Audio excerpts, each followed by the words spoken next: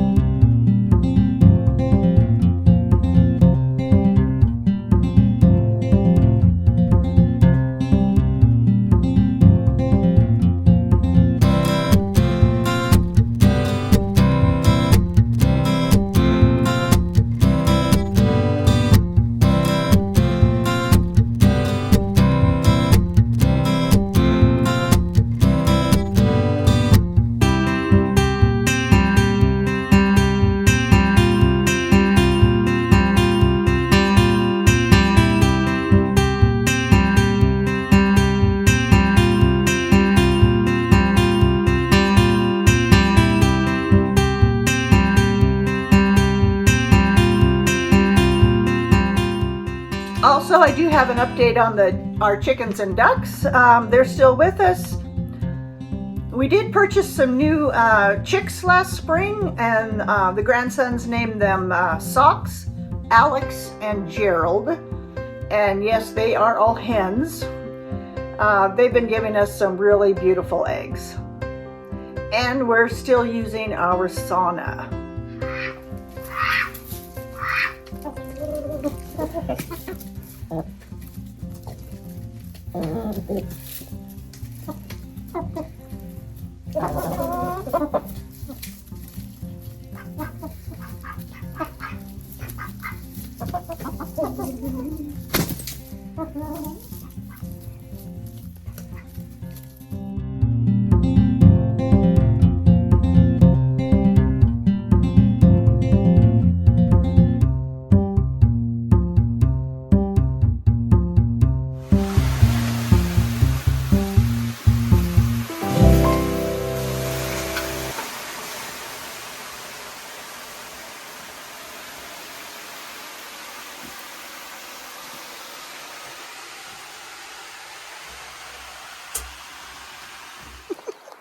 Look who's back! You guys didn't even know she was gone.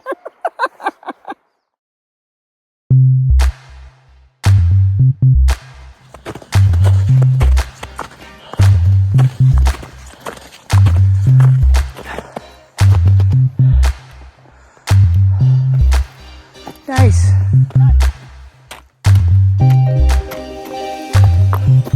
That's just ice. Just a river of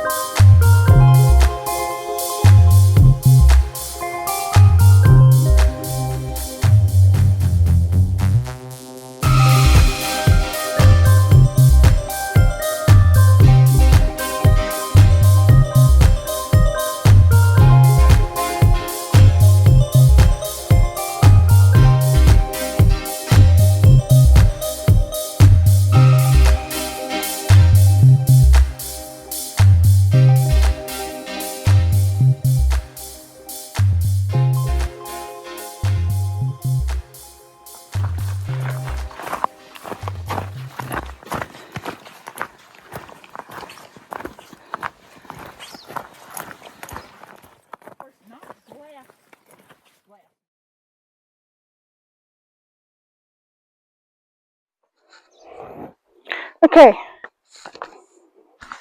The microphone's on. Your microphone's probably on. Hopefully. But we're ready. Let's do this. Won't take very long, I don't think. Oh, that's almost some blue sky. Got my butt right in front of the camera. That looks good. Okay. All right. Hi, everybody. Janet's back. Thank goodness. She's been to Australia, not Canada. Australia. Not Canada, yeah. It was a good trip. All the flights went smooth. That's what I was most worried about. We saw koala bears. My husband saw a kangaroo in the wild. I missed the kangaroo. I was watching the road. Driving was done? Driving was done. It was interesting. My husband did all the driving on the left side of the road. With the wheel on the wrong side? With the wheel. It was like he was driving a mail truck. He was, anyway. Not sure I could have handled that. It was very weird to see cars coming from the wrong lane. We saw koala bears and kangaroos and some odd birds that I'll give Victoria a picture of to put in. We were mostly in the city. We were in Brisbane and Sydney. We climbed the bridge, the big bridge they shoot the fireworks off of on New Year's. And you went with a couple friends? Yes, we went with a couple of friends who are world travelers. Yeah. Ate some good food? Lots of good food. Went to the opera? Went to the opera. It's like you were with me. I've been hearing all about it on the drive up. Went snorkeling? Went snorkeling, saw some pretty fish, sea turtle, eel. Talked to a lot of interesting people, half of which I could not understand, even though they were speaking English. That accent pretty bad, huh? Oh boy, yeah. Wow. Yeah. That's cool. That's cool. I'm sure we'll think of something later. Probably. Airport travel. The travel went well. Travel went well, smoothly. TSA was good. Customs were nice on both sides of the border. Long flight. How long? From San Francisco to Brisbane was 14 hours. Yeah. I looked it up and Googled it, and it said either between 13 and 15. So yeah. Yeah. Coming home, it was a little shorter because we had a tailwind. That's Thank nice. goodness. Yeah, that's nice. That's nice. But we were comfortable for the flight, so everything went well. I would highly recommend Brisbane and Sydney. If they would let me, I would move there. But if you're over the age of, I want to say 35, they make it very difficult because they don't want you taxing their medical system. Same in Canada. Yeah. Mm-hmm. And I get it.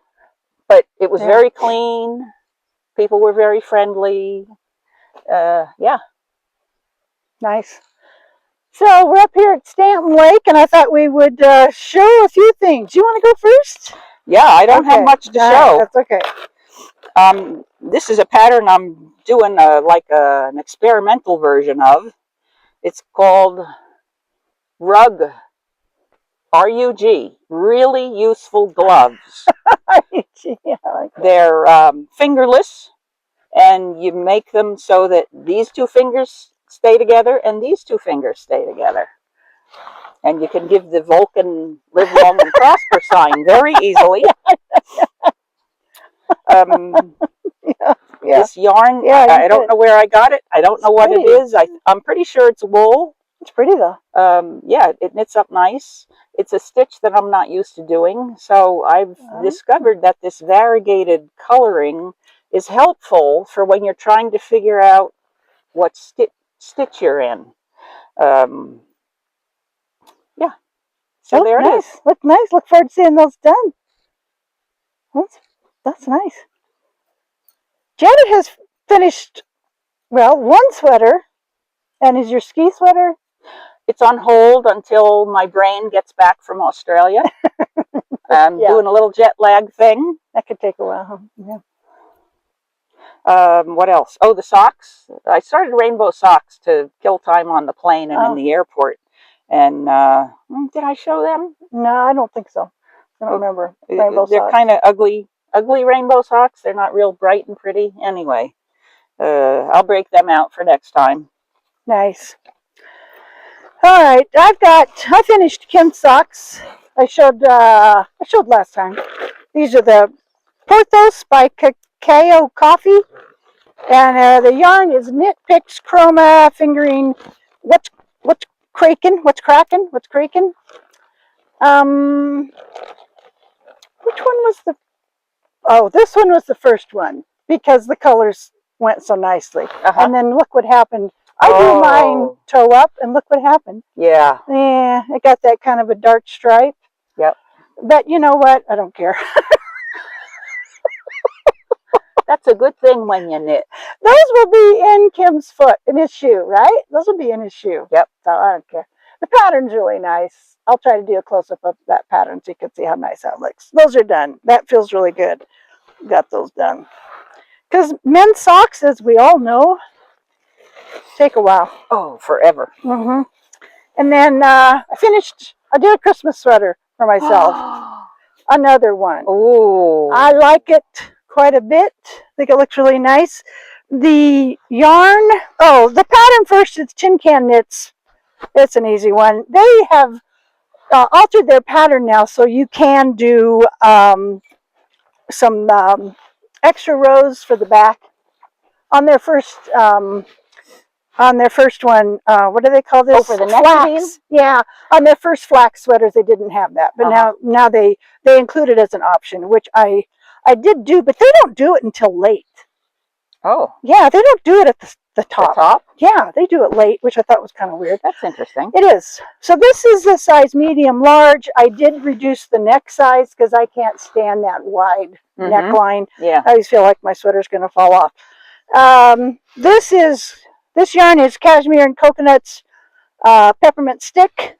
This one is Hinkston Handmade Christmas at the Cabin. And this one is Woolen Women Fibers A Peek Under the Tree. That's pretty. Isn't that nice? Yeah. I only had one really obvious Christmas sweater at home, as I realized this year, and I thought, man, I need a new Christmas sweater. So I got that done, and I'm really happy with it. I did want to mention, I got a message, a little comment from Savannah Jet, and I love little facts like this. She pointed out that there's a new hybrid bird species in San Antonio they've discovered, and they don't know what to call it. They think they might call it the Grue Jay because it is a result of a green jay and a blue jay.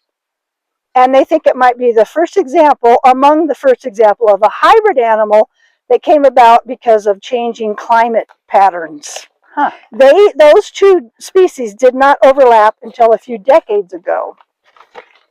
They have pointed out there have been vertebrate hybrids, which resulted from human activity like polar bears and grizzlies.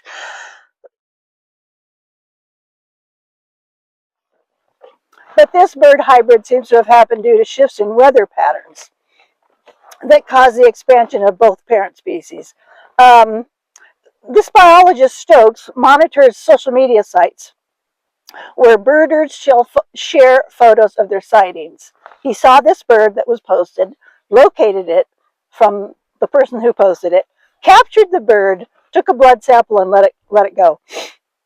It is a male hybrid offspring of a green jay mother and a blue jay father. I didn't even know there was such a thing as a green jay, Janet. I had to look that up, and I'll put pictures in here.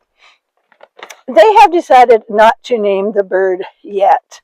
And these photos, I'll put whose photos they are. I'll give him credit to, just so I don't get in too big a trouble. But I thought that was really fascinating. Yeah. A whole new species, and it's really interesting looking. Wait till you see the pictures. They're pretty cool. Also, so I think that pretty much does it. Quick and easy, and we're going to try to get our lunch eaten before any weather catches up with us. But I don't know, it's looking pretty nice back there, isn't it? Yeah. Oh. Wow. Good. Yeah, we're supposed to get rained on today, but I don't know if that's going to happen. Anyway, it's nice to have Janet back. I didn't do any kind of special hike while she was gone. I don't know. Our weather was kind of lousy, and I just didn't feel like it. And Well, you checked all your trail cameras. yeah, we always check our trail cameras, but that's nothing exciting. That's not too exciting. But anyway, yeah. Glad you're back. Glad the trip went well. Glad everything went as smoothly as it could have. Yes. And I'll throw in some pictures of all that, and maybe she'll send me more. Oh. Hopefully. All right, you guys. We'll see you later. See ya.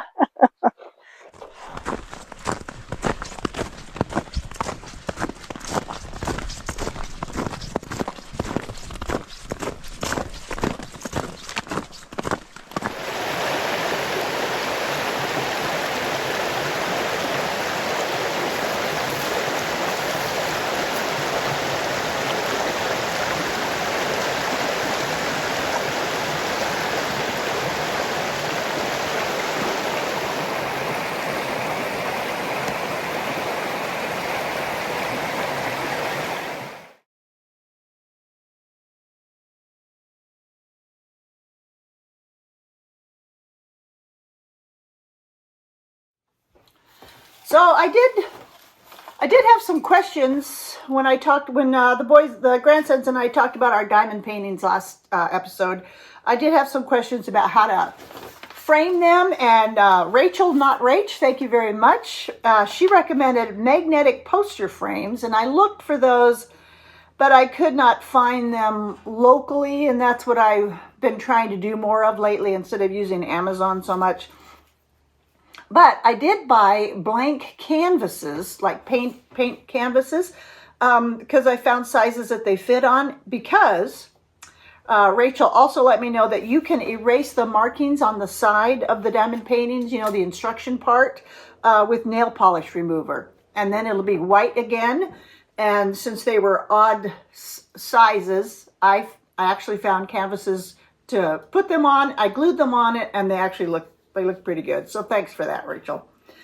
The other thing I wanted to talk about in this episode is, I like to knit, and I don't think I'll ever stop knitting unless my hands force me to, or my eyes or whatever.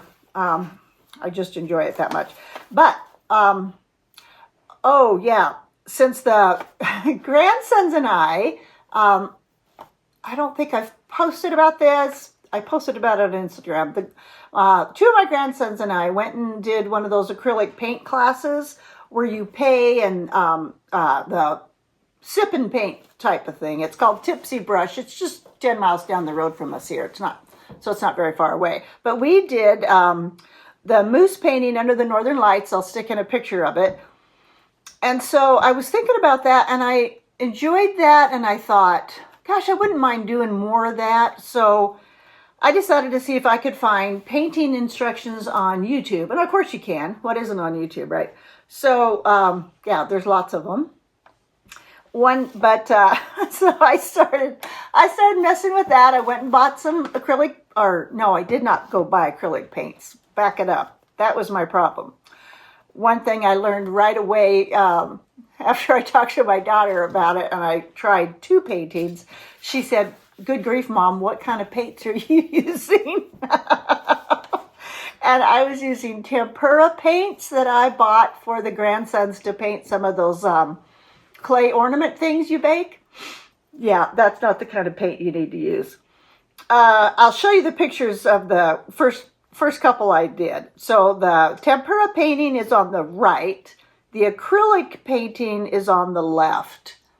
There's a big difference. Tempera paints do not blend well. They're just not good to paint with. And I was such a newbie, I had no idea. So I have been enjoying doing some simple paintings, and I'll put in a couple pictures. I haven't been going crazy with it. I plan to do some more. But it's been really fun. I will, the boys did some the last time they were here, and I'll stick in pictures of theirs. Nico Nico with his American Martin in the Northern Lights. He designed his painting. He knew what he wanted. We talked it through. We did a lot of different things. We made a lot of decisions, talked about things, and he came up with what he wanted. And so we made that happen. He was very happy with it. Russell picked out one of the step-by-step videos I found, and he painted Mount Fuji. His father is half Japanese, so he quickly saw that one. He saw that one right away, and he really liked it. So that was really fun. It's been enjoyable to try something different. Also, it gives my hands a rest from knitting, which I have you might know I have a tendency to overdo on, and then I have to take like a month break or something, which drives me insane. So it's been nice to have the painting to do. I probably have spent a couple $100 on paints and canvases so far, but that should last me for a while. Well, I have found that Walmart has some decent acrylic paints for not too much money. So if you decide to try it, and I don't think you need to know how to draw really. I mean, I don't think it hasn't been too challenging for me. It's not like I'm like some great artist or anything. I don't want you thinking that I think that. It's been enjoyable. It's fun. I'm using some of them as little presents for people. I keep those canvases fairly small, like 8 by 8 or 10 by 10, I think. 10 by 10 seems to be a decent size to give away, so people don't feel like, oh my gosh, I got to put up this 16 by 20 she gave me. Anyway, on the next episode, I will show you. I've also gotten into what they call acrylic paint pouring. I think that's what they call it. It's been really fun. Russell and Nico have helped me with it, but I'll show you that next time. I know that's nothing new, but it was new to me, and boy, that takes you down the rabbit hole too. So anyway, now let's look at to cheer us up a little bit. Let's look at a video. I took a few videos of one of the last times I spent with my youngest grandson, Elijah. I go over and watch him for a few hours, and he keeps me really busy. It's really fun. He's still just 2. He'll turn 3 years old in October, so he's still pretty young, but he's a lot of fun to be with. So I thought you might enjoy that. And then after that, there's some off the porch stuff. So as usual, I just want to thank everybody for watching. I'm still here in Northwest Montana, and I really appreciate all you guys, and I hope you're doing well. Thank you. Well, Daddy!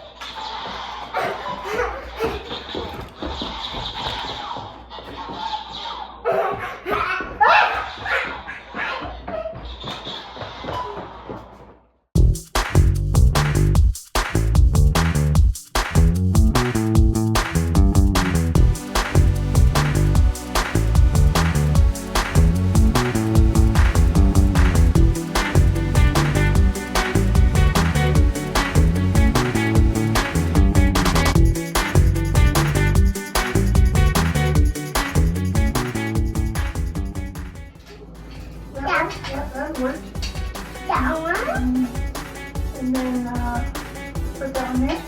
Oh, down there? You like it? Yeah. Oh, probably like it. You probably like it? Probably. Okay.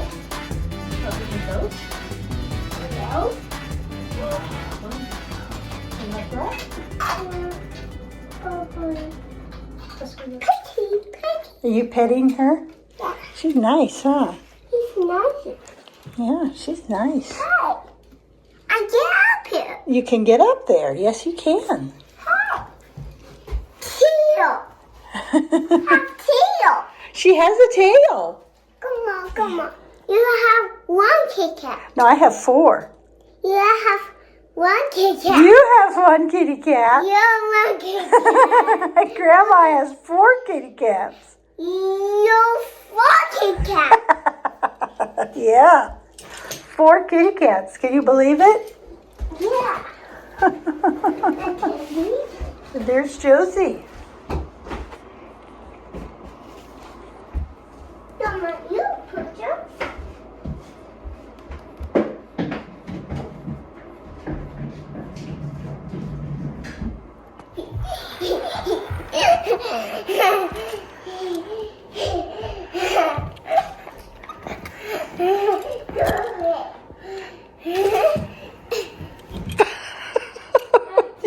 Are you okay?